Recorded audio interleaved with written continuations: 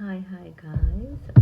අද මම හදන්නේ මෙන්න මේ ෆෝන් එක අන්බොක්ස් කරන්න Infinix. ඉතින් අපි බලමු මේක අන්බොක්ස් කරලා.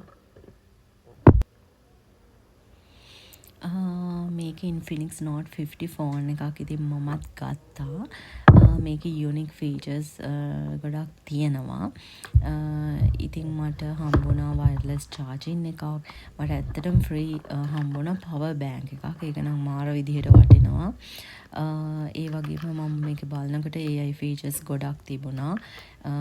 8GB RAM එකක් තියෙනවා. ඉතින් කැම් එකත් ඇත්තටම හොඳටම හොඳයි. මොකද ඇත්තටම මම මේක ගත්තේ YouTube වීඩියෝස් කරන්නමයි.